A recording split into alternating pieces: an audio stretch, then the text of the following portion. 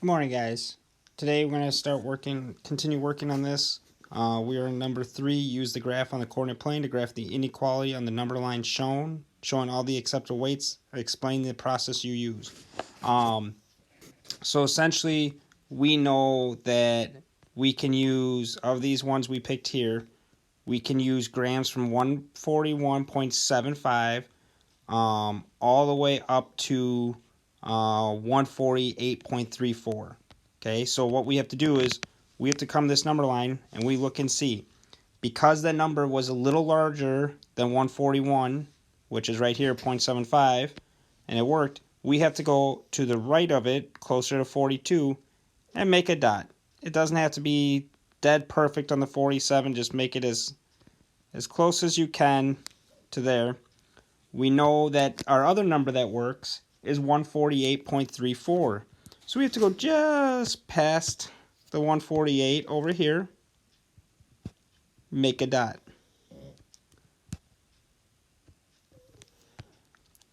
We know any number that's inside of these numbers works. So I'm just going to use my highlighter to make it easier to see. And we would shade right inside here. Because any number, any weight of the baseball that falls inside here, we know works. Anything outside of that does not work.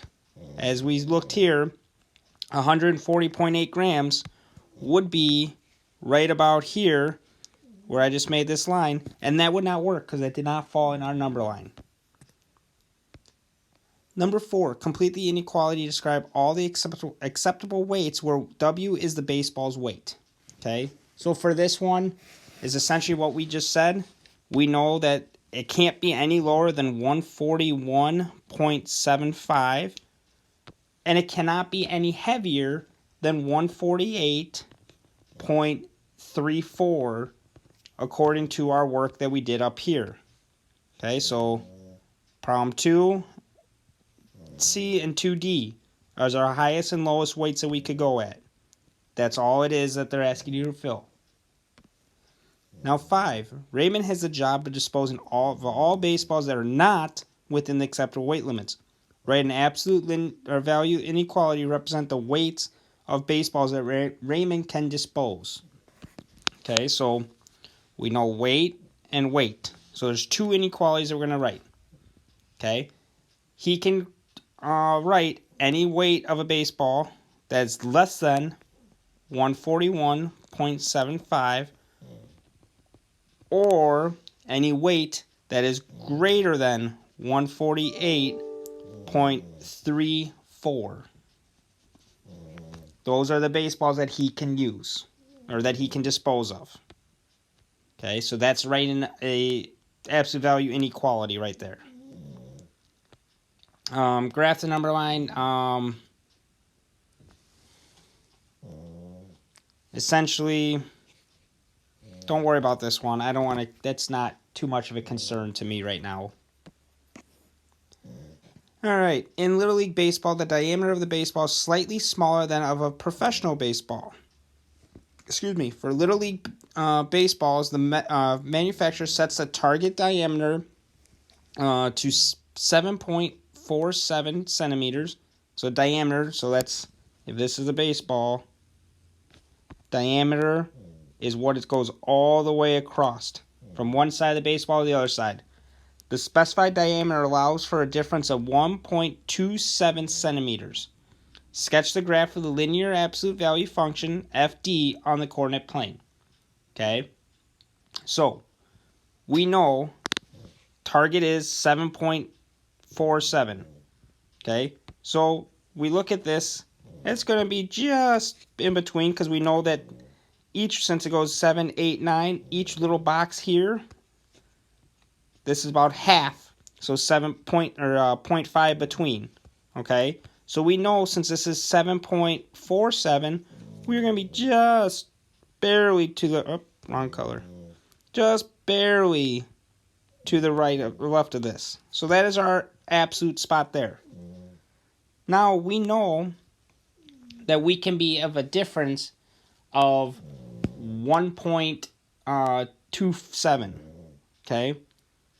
So essentially, we know, how do I want to word it? I'm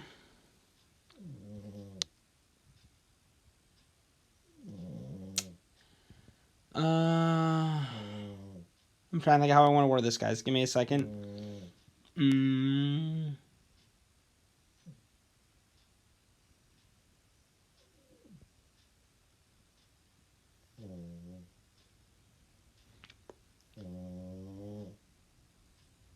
So we want to be, essentially this is how we can figure this out. We can go,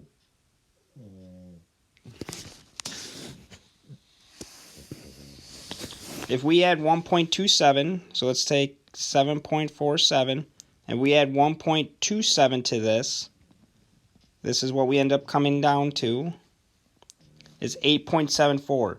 So essentially,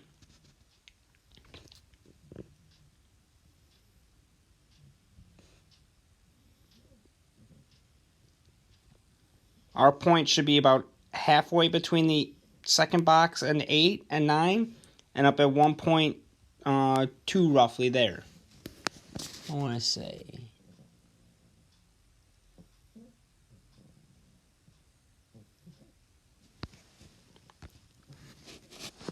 To be honest, guys, this is not a, skip this. This is not a thing I'm going to probably ask you guys to do, is graphing this one. Because most of the time I'll give you the graph and have you tell me where the points are. Okay? Use your graph to estimate the diameter of all the points. So this is where we're going to use this graph they give us. So this is the correct graph. And they're asking us to determine or estimate the diameters of all Little League baseballs that fit within this specification. So we're looking at a graph of 1.27. So essentially, 1.27 is roughly right about there. Okay, is the original graph at 2 points. So anything that falls in between there and there will work. Okay, so the first point is between 6 and 6.5. So the smallest would be, so we'll write here, smallest, roughly 6.25 centimeters. And the largest crosses between 8.5 and 9. So we'll say largest, roughly 8.75 centimeters is what we'll say roughly. Okay. Like I said, by doing that, we know we're setting the diameter difference, and whatever hits and falls inside this box here will work. This is all good. Anything outside of that is not good. Algebraically determine the diameters of all the baseballs that fit within the specification. Write your answer in inequality. So, essentially, like what we did up above, we said, the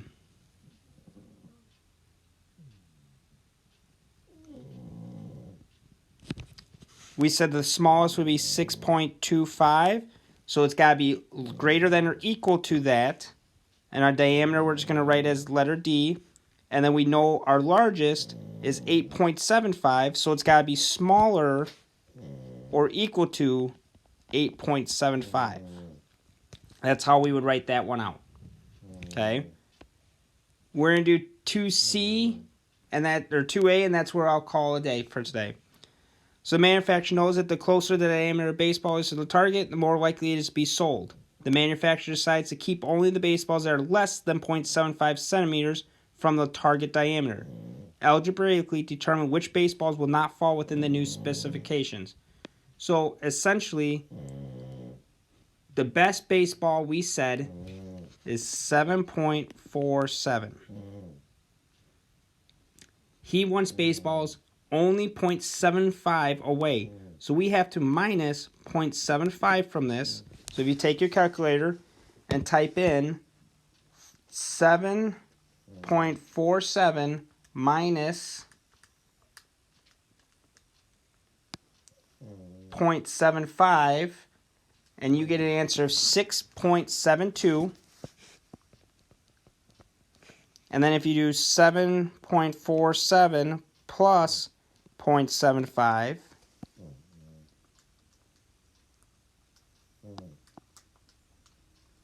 you end up getting one that says 8.22.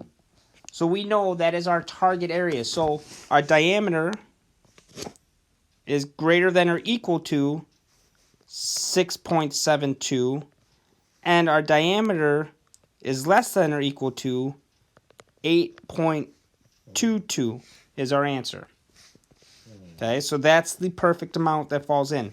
Our target, he wants nothing less than or greater than 0.75 from the target diameter.